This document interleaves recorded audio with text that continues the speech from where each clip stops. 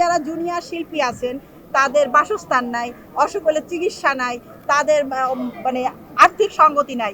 তো আমরা যদি পাশ করি আমরা চেষ্টা করব তাদের জন্য কিছু করার জন্য। তার জন্য যদি প্রধানমন্ত্রী পর্যন্ত যেতে হয় আমি সেখানেও যাব।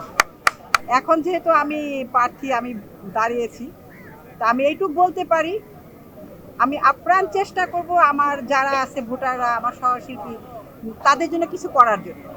তার জন্য যদি প্রধানমন্ত্রী পর্যন্ত যেতে হয় আমি সেখানেও যাব। আমি কোনো কিছুকে ভয় পাই না উপরে আল্লাহ ছাড়া। আমার ভালোবাসা দিয়ে তাদের কাছে যাব।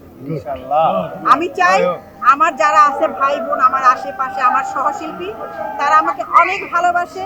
আমি জীবনে যে কথা বলি প্রত্যেকটা ভোটার জানে, আমি সেটা পালন করার চেষ্টা করি।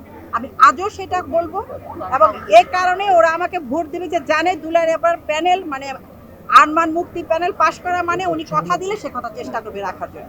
এখন যে নির্বাচনের পরিবেশ সেটা আজ থেকে 8-10 বছর আগে আমাদের যে পরিবেশ ছিল সেই পরিবেশ, কিন্তু মাঝখানে 5-7-10টা বছর ওটা কোনো নির্বাচনের পরিবেশ ছিল না, ওটা খুনাখুনি রক্তরক্ত ছিল।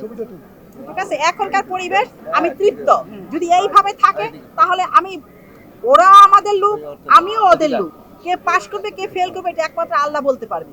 কিন্তু এখন আমি আশাবাদী যে আমার প্যানেল, আমার মুক্তির প্যানেল পাশ করবে। না, ও ব্যাপারে আমি বলবো না, সমস্যা অনেক ছিল। আমি এখনকারটা বলবো, বিগত যে যা চলে গেছে সেটা চলে গেছে, পাস, ওরা নিয়ে ভাববো না। এখনকারটা নিয়ে আমি ভাববো না। আমাদের তো মেন একটাই সমস্যা যে আমাদের যারা জুনিয়র শিল্পী আছেন তাদের বাসস্থান নাই, অসুখ হলে চিকিৎসা নাই, তাদের মানে আর্থিক সঙ্গতি নাই। তো আমরা যদি পাশ করি আমরা চেষ্টা করব তাদের জন্য কিছু করার জন্য। এইটাই তো মেন, তো এইটা আমাদের আমরা আমাদের শ্রমিকটাকে উন্নত করব। প্রয়োজনে যদি আমাদের পরিবেশ ভালো হয়, নতুন ছবি হবে, সেই ছবির আয় ব্যয় দিয়ে আমরা শিল্পীদের জন্য কিছু করব। এটাই তো আমাদের মেন চাওয়া। আমরা তো বাইরে আলু পটল বিক্রি করতে আসি। ওরা ভোট দেবে, ভালোবাসে, ওরা জানে যে কে করবে কে করবে না, ওটা ভোটাররা খুব ভালো করে জানে। ওইটা আমাদের যে বলতে হবে না যে কাকে পাশ করাইলে কে আমাদের জন্য কিছু করবে, ওরা নিজেরাই জানে।